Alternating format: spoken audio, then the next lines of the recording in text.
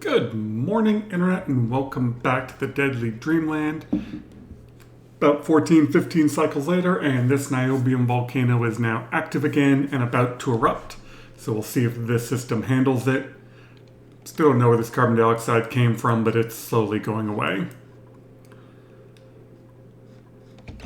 Now, this should be pretty close. Yeah, this one's going to erupt soon as well.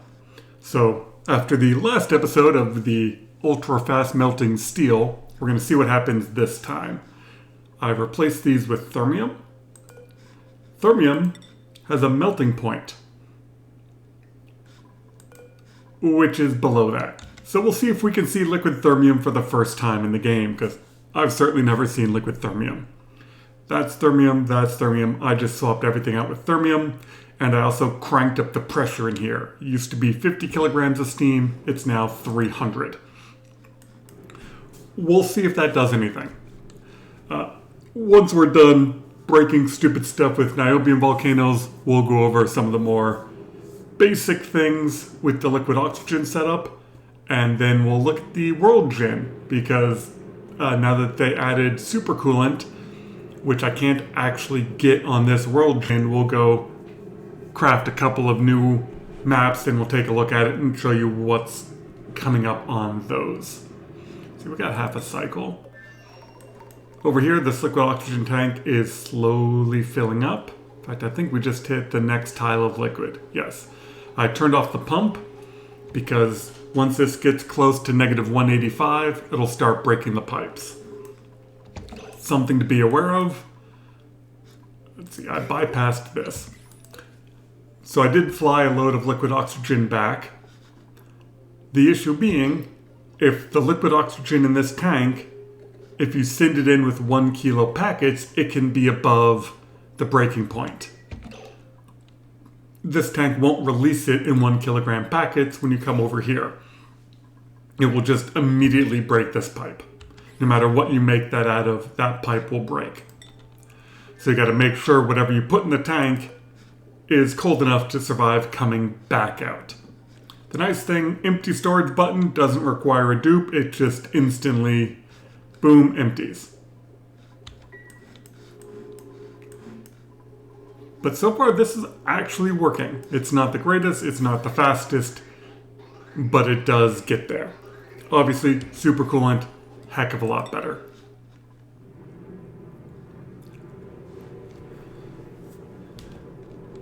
Now we got 0.2 of a cycle, so we'll be right back.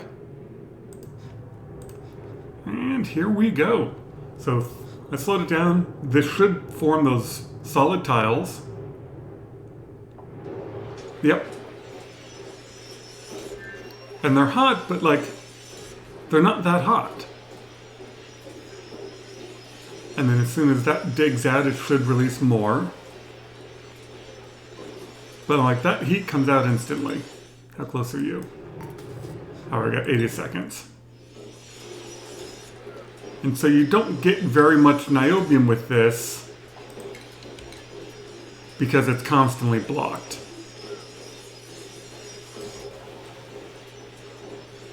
But it does come out at a reasonable temperature. Now let's come over here. Speed that back up.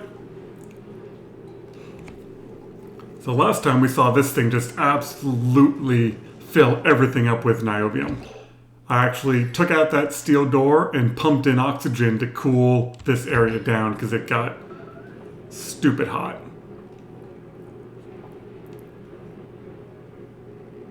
But this is more for grins to see exactly what the heck happens if you release this in a vacuum. I have the auto sweeper turned off, so hopefully this will just make chunks in here. We will see.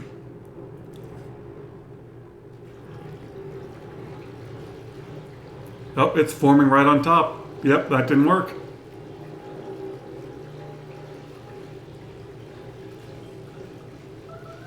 It didn't flow through. Alright, and all. It's not seeing that as a liquid. It is seeing that as a metal. So I'm going to attempt to fix that. by doing this. Nope, that didn't work. Did my Thermium just disappear? Wow, the Thermium's just gone.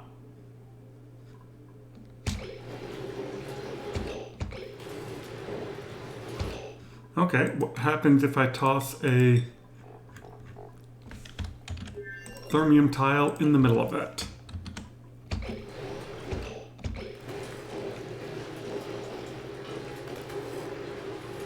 Okay, so that's getting the heat out of it faster than the Thermium's breaking, so that's good.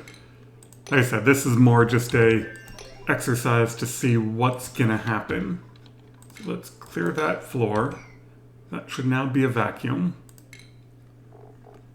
Let's go back. Thermium. See, it melted it, but there is no liquid Thermium.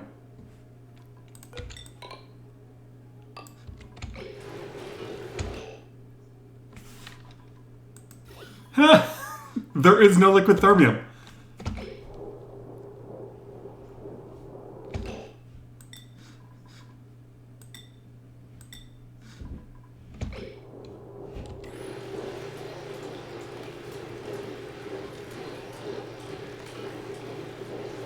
Like, that stuff is definitely melting. Alright, what happens if we put it up higher?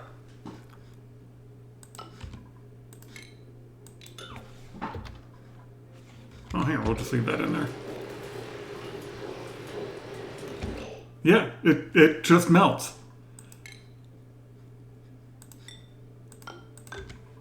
There is no such thing as liquid Thermium. Oh no, it turned it into tungsten? Am I making that out of the wrong stuff? No, that's Thermium. When you melt Thermium, it turns into tungsten.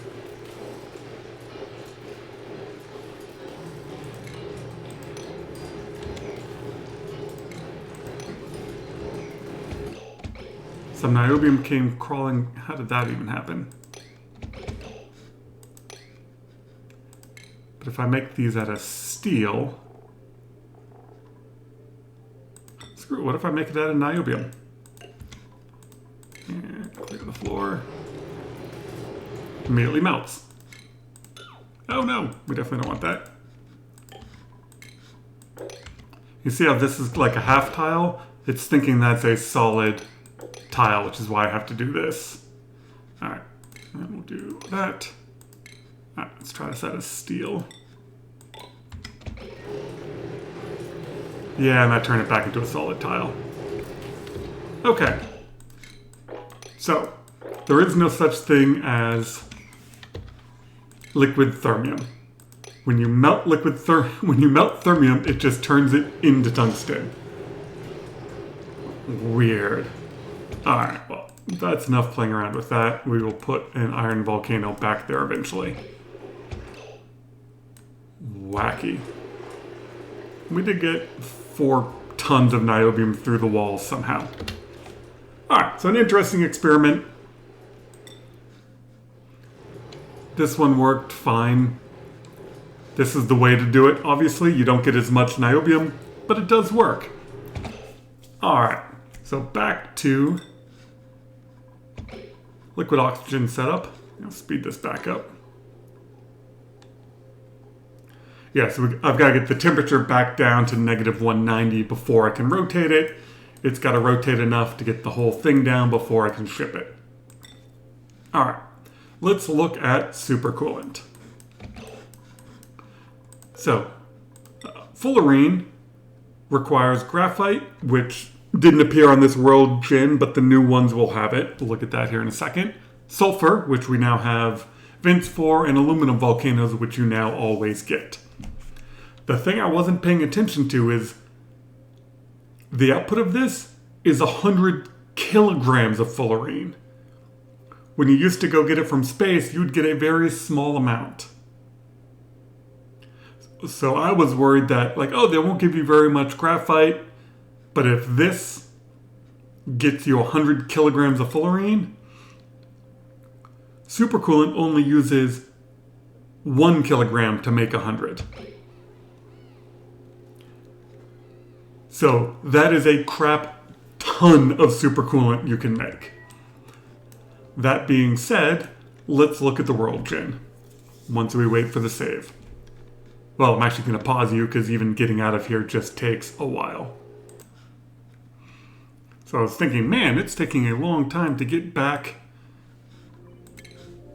to the main menu, and it's because the game crashed. There it is. All right, and we're back. So right now, spoiler alerts. If you don't want to see what the new worlds look like, thank you very much for watching. But we are going to go see what the new worlds look like, because they changed some things. So these both kind of look the same. We'll go through both here real quick. Just randomly grab something. We'll pick random dupes, and then we'll go take a look.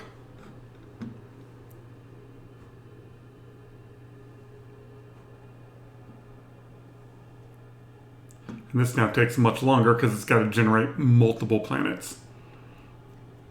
And in one of the updates, it now notices if it generates a point of interest building in the wrong place, and it will crash, or at least go back and restart. So, your starting planet pretty much looks the same. Go here to star map. There's going to be a lot of this clicking back and forth. So, if you start on Terra, you get cool steam vents and minor volcanoes. Close by, you have... this is the planet with the metal volcanoes, so you get some other random stuff with it. Usually a carbon dioxide geyser, some sort of water vent, and something else. So in this case, we've got a couple of carbon dioxide geysers, saltwater geyser. They still aren't doing anything with the radiation yet. Alright, and said hydrogen vent. Just gotta go hunt around for it. So gold volcanoes, aluminum volcanoes. This all looks pretty much the same other than the radiation. Am I just blind or am I not seeing? There it is. Hydrogen vents up here at the top. So this one, pretty much the same. Come back out here to the star map. Really wish you could zoom out further. You can see the distance is increased. So it is now a bigger star map and you've got to go farther. So this should be the planet you can teleport to. No, I want to click on that. And so it's got the sulfur vent, oil reservoirs, and then something else. In this case, a carbon dioxide geyser and vent, which is about the worst. And this one looks about the same. You get whatever's happening down at the bottom.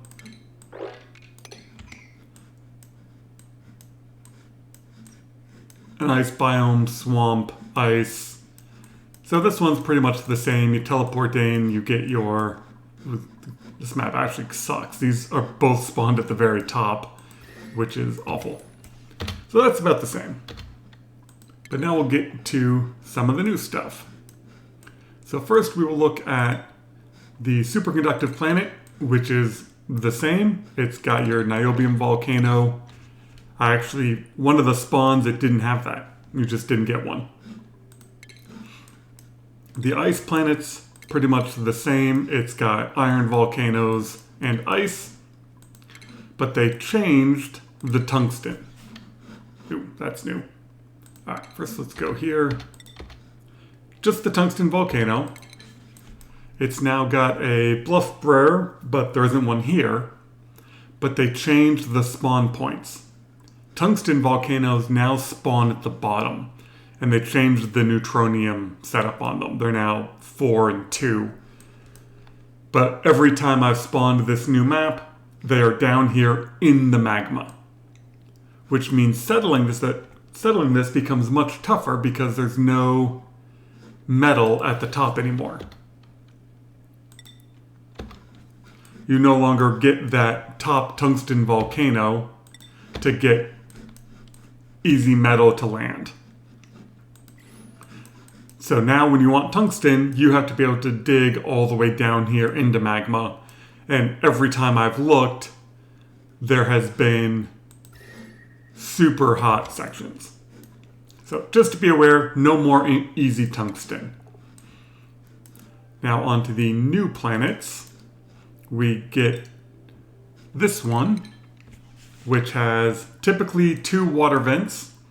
So in this case, we got water and polluted. You might get cool slush and salt. A whole crap ton of water. And then all of your graphite forms down here. So you can see graphite forms 200 kilogram tiles, which, as we just discussed with the supercoolant, that's more than enough. I mean, each, 90 kilograms of graphite? Here, we can just do that. And yeah, so 90 kilograms of graphite gets you 100 kilograms of fullerene. So for each tile, when you dig it, you should get 100 kilograms. So each tile gets you 1 tick of fullerene, which is 10, which is 1,000 kilograms of supercoolant, which is a lot. And then now if we go back out, the last new one is the gassy moose. And here we'll go back out. I know this covers it. There are no geysers, but you do get gassy moose, which give off natural gas, lots of frozen carbon dioxide and chlorine, and then these give off natural gas. So you do have a source of energy on this map, but no source of metal. Now if we come over here to metal, nothing. You got to bring all the metal with you to land. All you get is, not even that. Yeah, I was looking, there we go. Bleach stone. Gassy moose and bleach stone. So that is it for the new planets. The distances are quite large. You know, these 2 are close, but everything else is going to take serious planning. I mean, from your home base to there, like, that's a one-way trip for the big petroleum rocket. You aren't getting there and back. From here you can.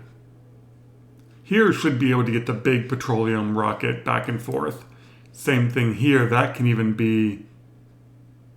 Yeah, the carbon dioxide can't do that. That's 3. But let's go see what happens when we spawn the other way. So now if we spawn on Swampy, I'm betting it looks about the same. I mostly did 4 or 5 spawns on the first type and didn't look too closely at this one. But I'm assuming you just get the different geysers in the beginning and the outlying planets are going to be the same.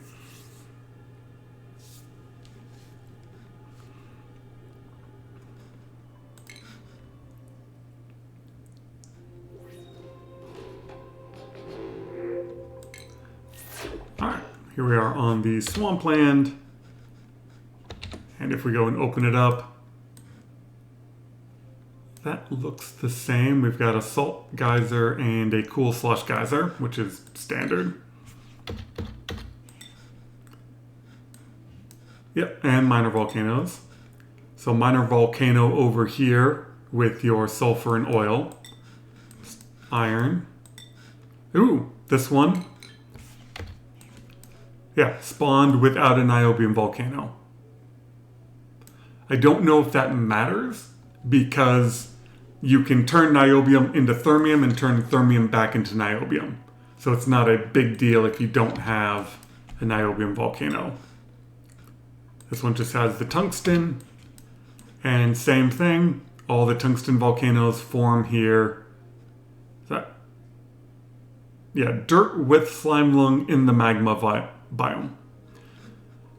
This they'll probably change. Something seems wrong with these spawns that they're always broken. And see, we got steam up there. So yeah, tungsten volcanoes again in the bottom. Oh, I was going to look at the vents, but we can just look for them. So there we've got a natural gas, which we've now seen a few of. Aluminum volcanoes, polluted water vent, carbon dioxide vents. Yeah, so this is all, about the same. Sometimes it spawns with a giant open area in the middle.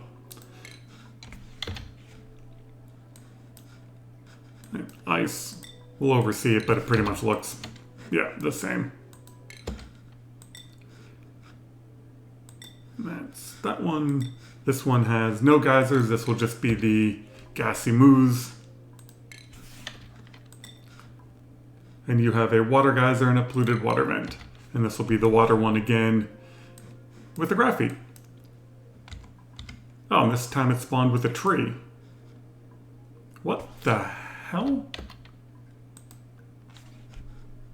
There are volcanoes up in the sky.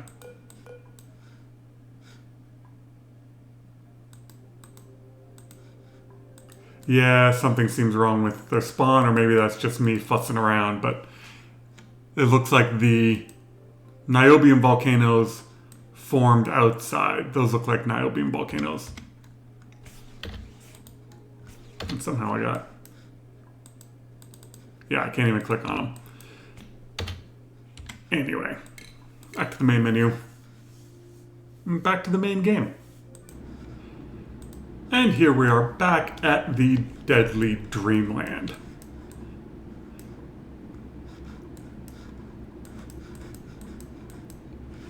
So I think this will probably be my last video for this base. This is the testing branch, so they very well will change things, and I might come back to it. But I've done about everything you can in here.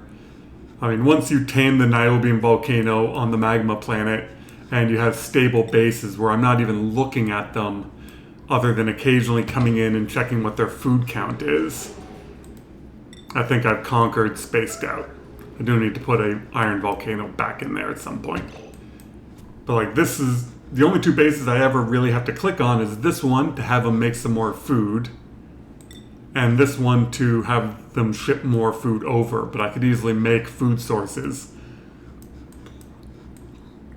So I thought I'd go over quickly my thoughts on where Spaced Out is right now. If you like building beginning bases, and I know I've said it before, Spaced Out is all about building stable bases. You have to be able to go to new planets, figure out how to make a stable base so you don't have to keep watching it, come over to the next planet, make a base. I'll probably try to grab the blueprint mod next and see if that one's working. But yeah, I think it's great what they're doing with the planets and the rockets, making you go around as opposed to the vanilla game where once you build the big rockets, you just keep collecting infinite resources. But it really is making a lot of beginning bases. I'm glad super coolant's back. That definitely makes life nice. It allows you to get to some areas. For the new planets, which I obviously don't have here, it seems like a lot of them now have water sources. So having a water source on every planet means liquid oxygen, liquid hydrogen rockets are much easier to do, and then you don't have to worry about fuel. And natural gas seems to be a thing that they are putting on a lot of bases. So you got a lot different power. I miss regolith. I think having regolith and having to deal with it makes solar more challenging. But without it, it's just so easy to dump as many solar panels as you can fit, and you have all the power and you don't even have to worry about it. So not having to worry about power means you don't have to deal with the oil biome and petroleum and like, oh no, I've got infinite power from solar. I don't need to burn this. I just need it for rocket fuel. That being said, petroleum boilers, still the best way of getting petroleum. There is lots of use for sulfur now, which is good. But dear God, does that one vent produce a lot? Like, we have 500 tons of sulfur, and we've been feeding it to creatures.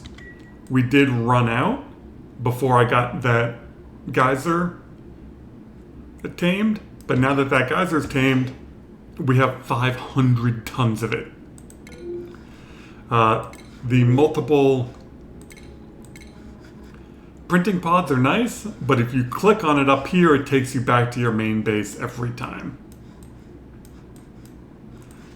No, and I was making an ice machine up here because this failed. That just didn't work. So now I was going to make an ice machine to dump the ice in there. I like the durability on the suits. Having to actually like plan and have them wear out is nice. There's supposed to be filters enabled on this, and I haven't done it yet in order to get the liquids in and out correctly. Oh, sorry. Yeah, I was in the middle of a pause. So, spaced out, very fun if you like beginning bases. It's a lot of clicking around, and so I'm kind of tired of making beginning bases. So I might take a break from spaced out. I might do another playthrough back on the original version of the game, just to remember what the rockets were like and all that type of stuff. And as they do a couple more updates, in fact, let's just go back to main menu and see if it crashes. So playing on the testing branch, obviously stuff changed in the middle of the game, but they're doing very good on their updates and changing things. Yep, it crashed. Hold on. Sometimes quitting out to the main menu just crashes, and I found that it's easier just to then force quit the game and relaunch it, and then wait for there it is, sync back over. So down here they've got how long until their next big update, and I'm probably pretty ahead on videos, so this will probably have happened before this video comes out. Thank you very much for watching the Deadly Dreamland. Thank you very much for watching my videos. All those who watch them, thanks. Hopefully you've learned something. If you have questions, please let me know. Put them in the comments. I love hearing from people to see what's working for them, what they don't understand about what I'm doing. I know I learned a lot when I first started playing Oxygen Not Included from watching other people's videos. And hopefully my videos are helping you. Hope you all have a wonderful day, and we'll see you on the next planetoid.